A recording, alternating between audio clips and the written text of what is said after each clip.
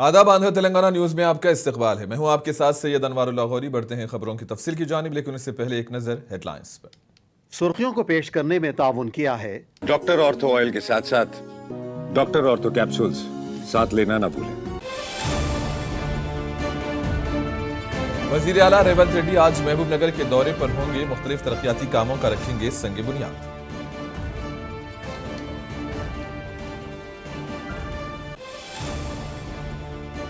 Secunderabad corporation के मुतालबे को लेकर बीआरएस ने एहतजाजी रैली निकालने की कोशिश। पुलिस ने बीआरएस के कायदीन को किया गिरफ्तार।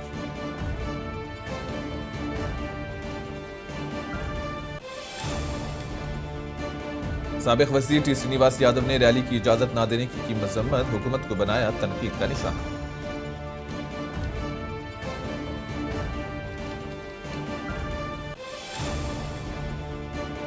आंध्र प्रदेश तेलुगुदेशम के लीडर मोहम्मद जाफर शरीफ का सड़क हादसे में हुआ इंतकाल। रियासती वजीर नारायणा ने हादसे पर किया दुख का इजहार।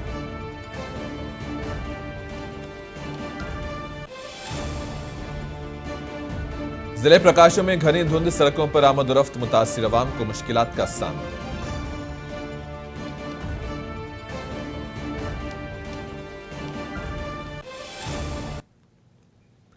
वजीर आला रेवंत रेड्डी आज महबूब नगर के दौरे पर जाएंगे। इस मौके पर वजीर आला जरचल्ला मंडल के एक गांव में मुख्तलिफ तरक्याती कामों का संग बुनियाद रखेंगे और सरकारी स्कूल्स व कॉलेजेस के तुलबा के साथ तबादले ख्याल करेंगे और दीगर प्रोग्राम्स में भी शिरकत करेंगे।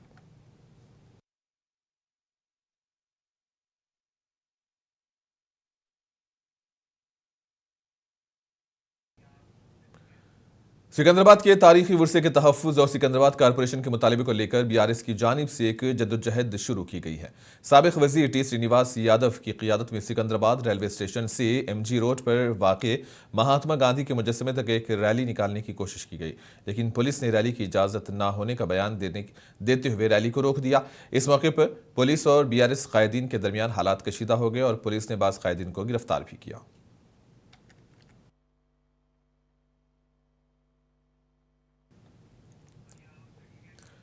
बीआरएस के रुकने असेंबली और साबिक वजीर टी श्रीनिवास यादव ने रैली की इजाजत न देने की मजम्मत की। उन्होंने कहा कि रैली के लिए 5 दिन पहले ही इजाजत तलब कर दी थी, लेकिन पुलिस ने कल रात को दरखास्त मुस्तरद कर दिया। इन्होंने कहा कि इस मामले पर वो कोर्ट जाएंगे और कानून के मुताबिक मुस्तकबिल में रैली निकालेंगे। మీరు రిజెక్షన్ అని చెప్పి మేము అప్లై చేసింది 5 రోజుల కింద. ఒకవేళ మీరు నిన్ననో మొన్ననో రిజెక్షన్ చేస్తే మేము కోర్టు ద్వారా పర్మిషన్ తీసుకుంటుంటే, ఈరోజు ముఖ్యమంత్రి గారు ఎక్కడన్నా పోతేనేమో అందరిని అరెస్ట్ చేస్తారు ప్రతిపక్ష పార్టీలని. వాళ్ళేమో ఇష్టానుసారం ర్యాలీలు చేసుకోవచ్చు.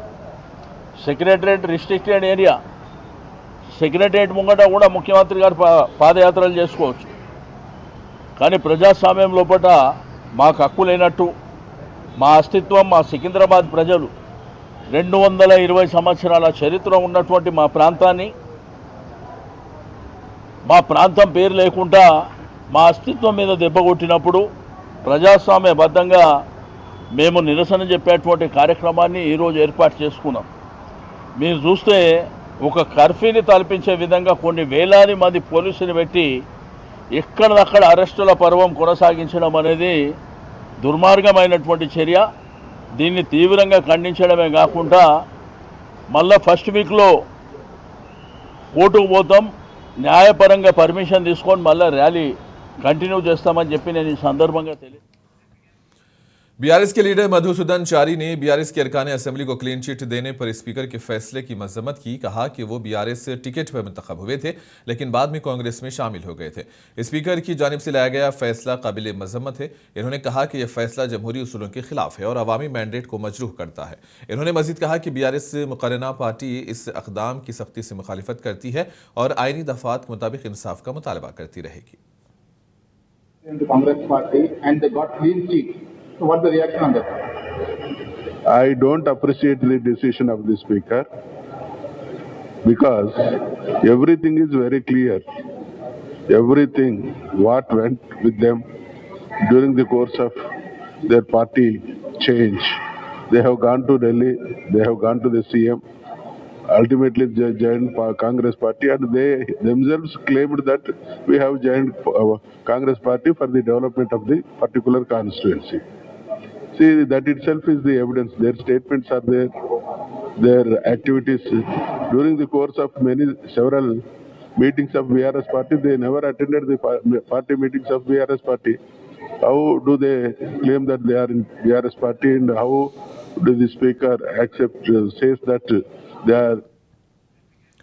जमीयतुल उलमा हिंद के सालाना कैलेंडर की रस्म इजरा रियासती वजीर NMD फारूक के हाथों नंदियाल में अमल में आई। इस तकरीब में सदर जमीयतुल उलमा जिला नंदियाल हाफिज बुखारी, काजी मोहम्मद अमजद बादशाह सिद्दीकी और दीगर उलमा कराम ने शिरकत की, जबकि तेलुगुदेशम पार्टी के लीडर NMD फेरोज भी इस तकरीब में शरीक रहे और इन्होंने जमीयत की खिदमात की सताइश की।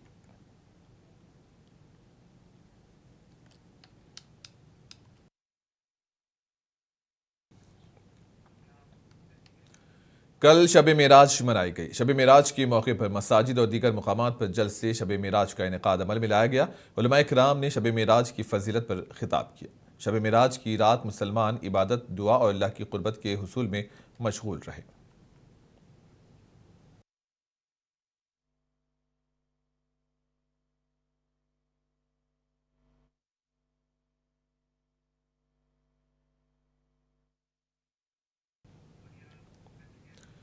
नेल्लोर जिले से ताल्लुक रखने वाले TDP अखिलेती सेल के जनरल सेक्रेटरी मोहम्मद जाफर शरीफ का सड़क हादसे में इंतकाल हो गया। वो कार में विजयवाड़ा से नेल्लोर जा रहे थे।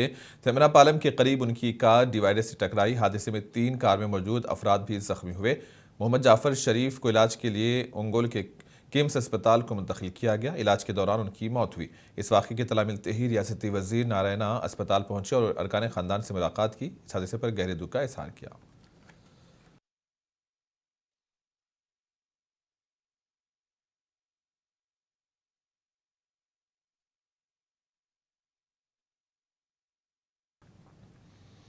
गुंटूर में अंजुमन की अराजी के तहफ़्फ़ुज़ के मुतालबे को लेकर मजलिस उलमा और दीगर अवामी तंजीमों की जानिब से एहतजाज किया गया। इस मौके पर कायदीन ने कहा कि अंजुमन की अराजी को खानगी अफराद के हवाले करने की कोशिश को हम हरगिज़ बर्दाश्त नहीं करेंगे।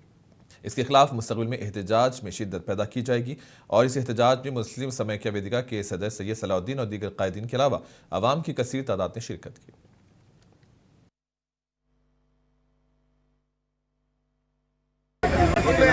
ఈరోజు గుంటూరు జిల్లా మజ్లిస్ ఉలమా జమాయతుల్ ఉలమా వారి ఆధ్వర్యంలో అంజుమన్ సంబంధించినటువంటి 70 ఎకరాల భూమిని ఈ ప్రభుత్వం తనదైన శైలిలో దోచుకోవాలని చెప్పని ఈరోజు వాళ్ళు రూపకల్పన చేస్తే దాన్ని వ్యతిరేకిస్తూ పెద్ద ఎత్తున ఈరోజు ఆందోళన కార్యక్రమానికి శ్రీకారం చుట్టి ఈరోజు ఈ కార్యక్రమానికి అన్ని రాజకీయ పార్టీ నాయకులు, అన్ని ఇతర సంఘాలు, ప్రజా సంఘాలు గారు కూడా వచ్చి వారి యొక్క నినాదాన్ని కూడా ఈరోజు ప్రకటిస్తూ ఉంటే సాక్షాత్తు ఎమ్మెల్యే ఇక్కడ భూమిని కాపాడాల్సినటువంటి శాసనసభ్యుడు ఎమ్మెల్యే చెప్తా ఉన్నాడు, ఈ భూమిని మేము లీజుకి ఇస్తాం, మేము ఎవరితో అయినా పోరాడతాం, మేము ఎవరినైనా ఎదురు తిరుగుతాం, మీరు కావాలంటే మా దగ్గర రండి, మేము సమాధానాలు చెప్తామని చెప్పని వ్యతిరేకమైనటువంటి మాటలు మాట్లాడి ఇక్కడ రెచ్చగొట్టే వ్యాఖ్యలు చేయడం ఎంతవరకు సమంజసం అని చెప్పని అడుగుతా ఉన్నా.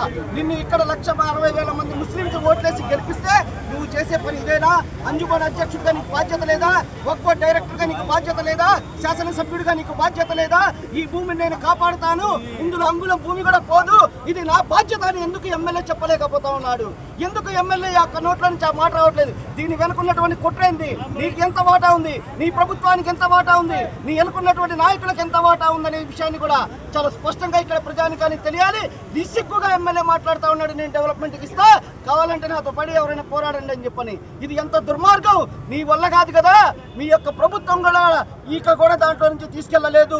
గుప్పెడు మట్టి కూడా ఈ గుంటూరు సమాజం, ఈ గుంటూరు యావత్ ముస్లిం జాతి గుప్పెడు మట్టి కూడా తీసుకెళ్లనివ్వదనే విషయాన్ని కూడా చాలా స్పష్టంగా తెలియజేసుకుంటూ ఈ ప్రభుత్వాన్ని హెచ్చరిస్తా ఉన్నాం. ఇప్పటికైనా విరమించుకోవాలి, లేకపోతే పెద్ద ఎత్తున ఆందోళనలు వైఎస్ఆర్ కాంగ్రెస్ పార్టీ తరఫున కూడా మేము చేపట్టడానికి, అదేవిధంగా అన్ని రాజకీయ పార్టీలతో కలిసి ముందుకు సాగడానికి కూడా సిద్ధంగా ఉన్నాడు విషయాన్ని స్పష్టం. आंध्र प्रदेश के जिले प्रकाशम में सुबह के औकात में घनी धुंध छाई हुई थी। धुंध की वजह से सड़कों पर आमदोरफ्त मुतासिर देखी गई, जिससे मुसाफिरों को सफर में मुश्किलात का सामना करना पड़ा। महकमे मौसमियात ने ड्राइवर्स को हिदायत दी कि वो एहतियाती तदाबीर इख्तियार करें।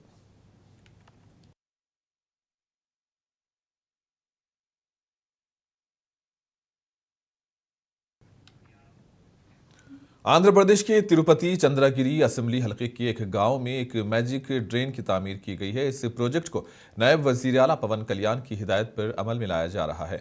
मैजिक ड्रेन सिस्टम को बारिश के पानी को तेजी से ज़ेरे ज़मीन मोड़ने के लिए डिज़ाइन किया गया है, जिससे रिहायशी इलाकों में पानी की जमूद को रोकने में मदद मिलती है। ओहदेदारों ने कहा कि इस इक़दाम से ज़मीनी पानी के रिचार्ज होने के इम्कानात भी बेहतर होते हैं। मुकामी अवाम ने कहा है कि इस ड्रेन की तामीर नए निज़ाम से इलाके में मच्छरों और बदबू में नुमायां कमी आई है। साबिक में पुराने नक्कासी आब के निज़ाम के तहत गंदा पानी गांव में जम जाता था, जिससे मच्छरों और मक्खियों में तेजी से इजाफा हुआ।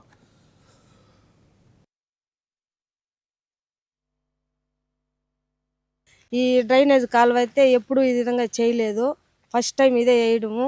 అప్పుడైతే నీళ్లు గుంటలు గుంటలుగా ఉండేది, దోమలు అంతా ఎక్కువ వచ్చేసి దోమలు కుట్టడం వల్ల జ్వరాలు అట్లా వస్తూ ఉన్నాయి. కానీ ఇప్పుడైతే బాగుంది. ఇదేలాగా అన్ని దగ్గరలో చేస్తే కానీ బాగుంటుంది. మా ఊర్లో అయితే అంతా కవర్ అయిపోయింది. ప్రస్తుతానికి మా ఊర్లో నీళ్లు ఈ దోమల గొడవ అయితే లేదు. ఈదులు నీట్గా ఉంది, ఇండ్ల ముందర కాలువలు అంతా శుభ్రంగా ఉన్నాయి, బాగుంది. కాబట్టి ఇంకా ఇదేలాగా అన్ని ఊర్లో చేస్తే కానీ బాగుంటుంది. ఈ డ్రైనేజ్ కాలువ అయితే ఎప్పుడు हैदराबाद सैदाबाद पुलिस स्टेशन के हुदूद में खौफनाक सड़क हादसा पेश आया। इस हादसे में सुनील कुमार नामी शख्स जख्मी हो गया। सुनील कुमार मोटरसाइकिल पर अपने घर जा रहे थे, एक तेज रफ्तार कार ने उन्हें टक्कर दे दी। इनको इलाज के लिए अस्पताल मुंतकिल कर दिया गया। पुलिस ने केस दर्ज किया है और मसरूफ तहकीकात है।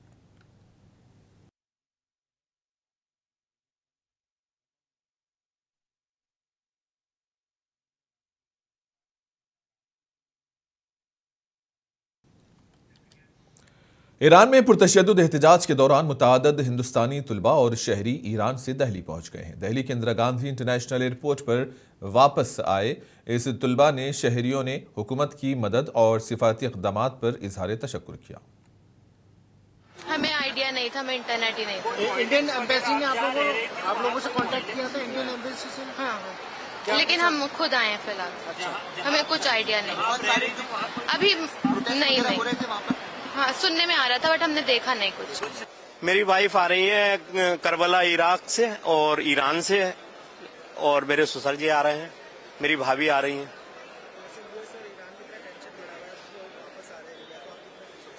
हम बहुत खुश हैं, आ रहे हैं, नॉर्मली आ रहे हैं, कोई डर के साथ नहीं आ रहे हैं, खुशी से आ रहे हैं। तो इसमें और फिर ऐसे मुकद्दस जगह से आ रहे हैं कि खुशी होने की तो बात ही है।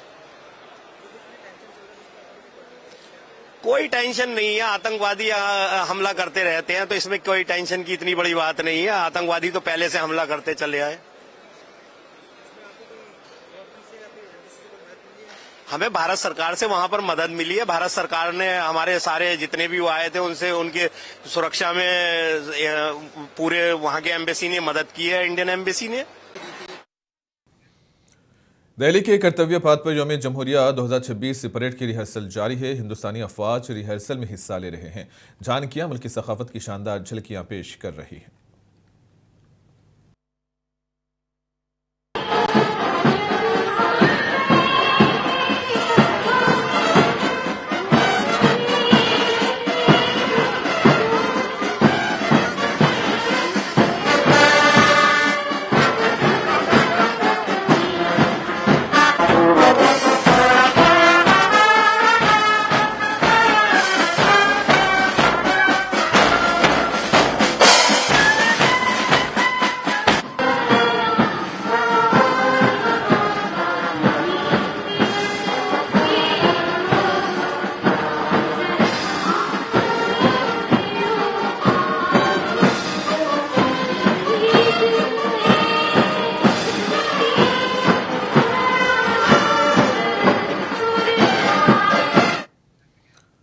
उत्तर प्रदेश में काशी रोपवे प्रोजेक्ट वाराणसी में बनाया जा रहा है। ये शहर नकलो हमलों में इनकलाब लाने के लिए तैयार है। तकरीबन 700 करोड़ रुपयों की लागत का ये प्रोजेक्ट तकमील के करीब में है और हुक्काम का कहना है कि तकरीबन 95% काम मुकम्मल हो चुका है। ये एशिया का पहला शहरी नकलो हमल का रोपवे निज़ाम होगा।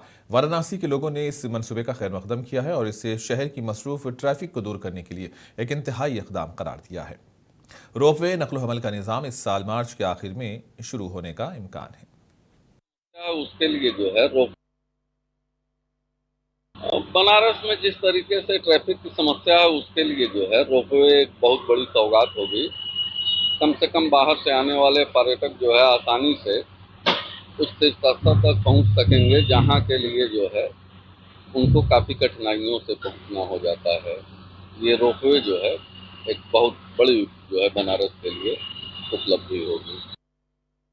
नई उड़ान जो आई है एक अच्छी चीज आई है जो हम लोग नहीं देखे हैं। आने वाले पीढ़ी इस सब चीज की एक मतलब लाभ ले पाएंगे और ये चीज अच्छी चीज है। जैसे बहुत से शहरों में मेट्रो और यहाँ पे इस अनप्लान सिटी है जहाँ पे ये मेट्रो की ये प्रपोजल बार बार रुक रही थी, उसके जगह में ये इमिडिएटली लॉन्च किया गया और ये एक अच्छी चीज़ है।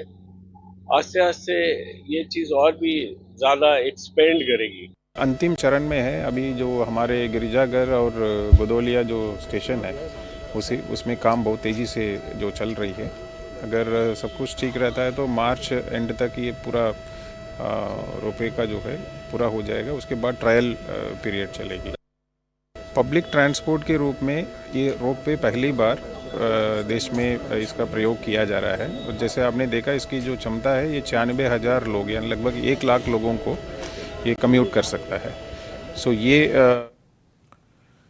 चेन्नई में बैनुल-अक़वामी किताब मेले का आगाज हुआ। चेन्नई इंटरनेशनल बुक फेयर के चौथे एडिशन का विजन दुनिया को तमिल तक लाना है। इस किताब मेले के आगाज की तकरीब में कई अहम शख्सियात ने शिरकत की।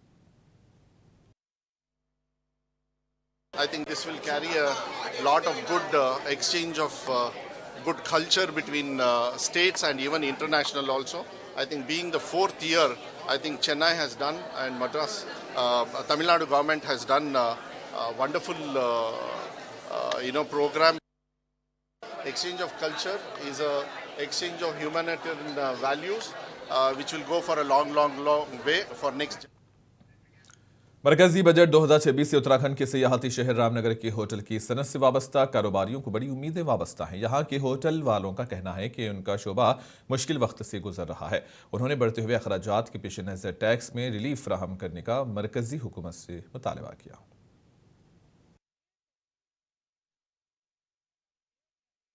हमारी जो होटल इंडस्ट्री है इस टाइम बहुत मुश्किल टाइम से निकल रही है। सर्वाइवल होटलों का बहुत मुश्किल है। सैलरीज बढ़ रही हैं, खर्चे बढ़ रहे हैं, महंगाई काफी है।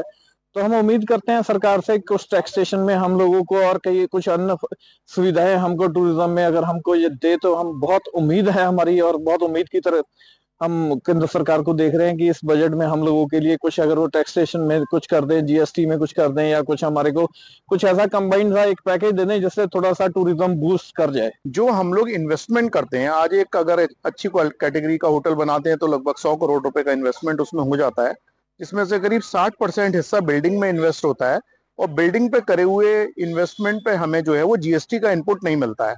तो माननीय वित्त मंत्री से हमारा अनुरोध यही रहेगा कि जो हम लोग बिल्डिंग में पैसा लगा रहे हैं, होटल में पूरा जो इन्वेस्टमेंट कर रहे हैं उसके पूरे जीएसटी का इनपुट हमें मिलना चाहिए, क्योंकि हम लोग जो है बड़ी मात्रा में फिर 18% की दर से उस पर जीएसटी दे रहे हैं। ये एक इंफ्रास्ट्रक्चर यहाँ पे क्या है, जहाँ जहाँ भी होटल्स हैं या जो हॉट स्पॉट हैं टूरिज्म के, वहाँ पे प्रॉपर इंफ्रास्ट्रक्चर के लिए सरकार को एक विशेष बजट देना होगा। जैसे पार्किंग, ये जैसे बाईपास निकालने के लिए, क्योंकि जितने भी टूरिज्म प्लेसेस हैं वहाँ पे काफी भीड़ भाड़ होती है और वाहनों की रेलम पेल से लोगों का जनजीवन प्रभावित होता है और पार्किंग की बड़ी समस्या वहाँ पे नजर आ रही है देखने में। दिल्ली में सर्दी की लहर जारी है और फिजाई आलूदगी की लपेट में है। एयर क्वालिटी इंडेक्स तशवीशनाक हद तक पहुंच गया है।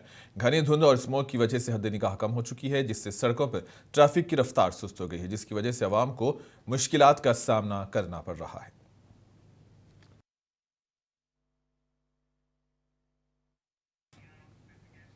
दिल्ली में हर साल बढ़ती हुई फिजाई आलूदगी एक मसला बनती जा रही है। माहौलियाती माहिरीन ने कहा है कि फिजाई आलूदगी पर काबू पाने के लिए नाफिज किया जाने वाला ग्रेडेड रिस्पॉन्स एक्शन प्लान सिर्फ आर्जी राहत फराहम करता है, मुस्तकिल हल नहीं। माहौलियाती माहिरीन ने हुकूमत से मुतालबा किया है कि वो फौरी इक़दामात की बजाय तवीलुल मुद्दती और पायदार पॉलिसीज़ पर तवज्जो दें ताकि दिल्ली के शहरियों को साफ और सेहतमंद हवा मैसर आ सके।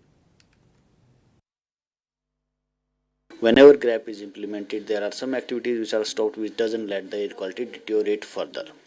But has GRAP been so effective that it has reduced the air pollution levels from where they were? Maybe there the answer would be no, it is not working. There are primarily reasons for that. One of them is that while the GRAP is implemented on paper and it is communicated to the authorities, the enforcement still remains relatively very weak. The other reason for GRAP to be not being effective in reducing air pollution levels is that GRAP 1 is based on the older emission inventory, and there is no mechanism to track whether the implementation of GRAP measures have reduced emission load anywhere in the entire NCR geography. मुझे ये लगता है कि जो grab लागू हुआ था 8-9 साल पहले, वो इसीलिए शुरू किया गया था कि एक हम बोल सकते हैं टेम्पररी अरेंजमेंट था कि जब तक हम मेन चीजों को सुधारें, ये ना हो कि पब्लिक को खराब हवा ब्रीथ करनी पड़े।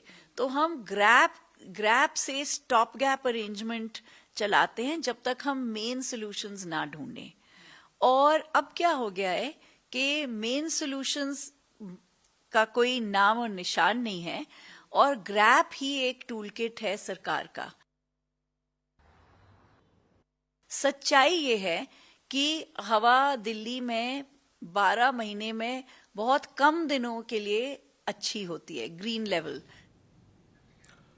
उत्तर प्रदेश के दारुल-हुकूमत लखनऊ में सर्दी की शिद्दत में मुसलसल इजाफा हो रहा है। शहर में आज सुबह शदीद सर्दी लहर और घनी धुंध की लपेट देखी गई, जिसकी वजह से हद-ए-निगाह कम रही। धुंध की वजह से सड़कों पर ट्रैफिक की रफ्तार भी सुस्त रही। सर्दी की वजह से आवाम को मुश्किलात का सामना भी करना पड़ा।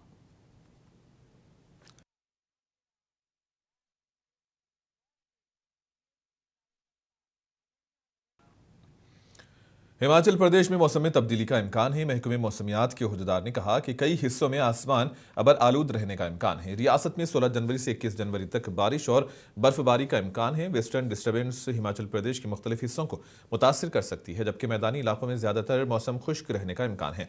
महकमे मौसमियात ने रियासत के कुछ हिस्सों के लिए अलर्ट भी जारी किया।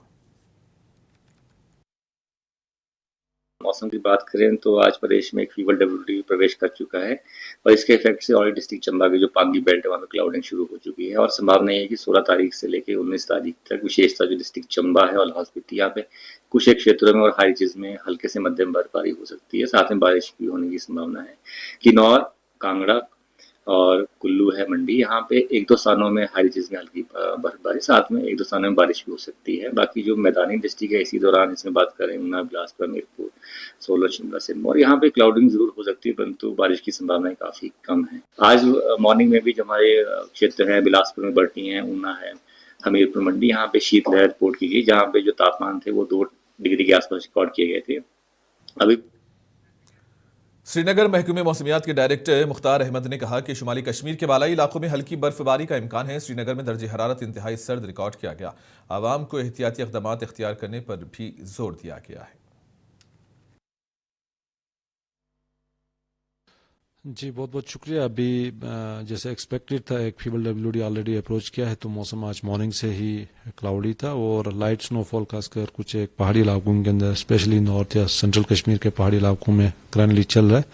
तो ये ब्रीफ एक्टिविटी है, ज़्यादा एक्यूमुलेशन के चांसेस नहीं है, तो लाइट स्नोफॉल की पॉसिबिलिटी है खासकर हायर रीच नॉर्थ या सेंट्रल कश्मीर के पहाड़ी इलाकों के अंदर। और कमिंग डेज में भी खासकर अभी 17-18 को मौसम अमूमन ठीक रहने के चांसेस हैं। फिर 19-20 के बीच में एक फीबल टू मॉडरेट WD जो है फिर से अप्रोच कर रहा है। तो इस बीच लाइट स्नोफॉल पहाड़ी इलाकों में खासकर नॉर्थ, सेंट्रल और साउथ कश्मीर के, और इसी तरह चिनाब वैली के पहाड़ी इलाकों में भी जो है लाइट स्नोफॉल की पॉसिबिलिटी है।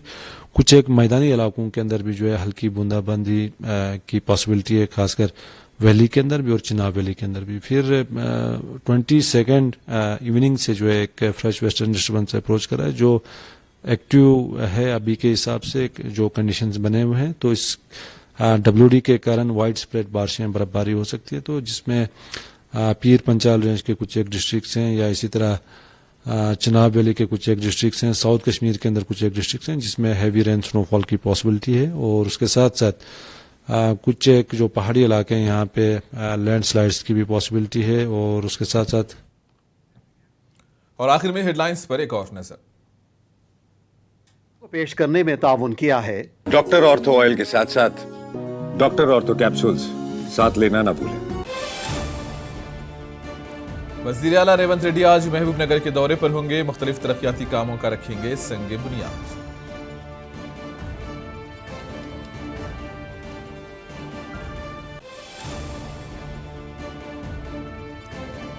सिकंदराबाद कारपोरेशन के मुतालिबे को लेकर बीआरएस ने एहतजाजी रैली निकालने की कोशिश। पुलिस ने बीआरएस के कायदीन को किया गिरफ्तार।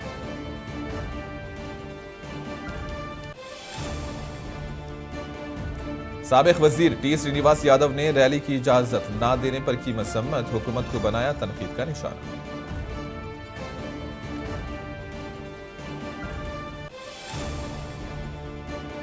आंध्र प्रदेश तेलुगुदेशम के लीडर मोहम्मद जाफर शरीफ का सड़क हादसे में इंतकाल। रियासती वजीर नारायणा ने किया दुख का इजहार।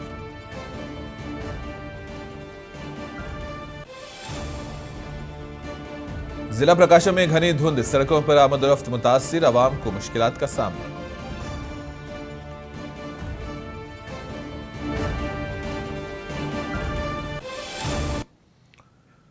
और इसी के साथ ही खबरों का सिलसिला यहीं पर इख्तिताम पजीर होता है। दीजिए इजाजत, आदाब।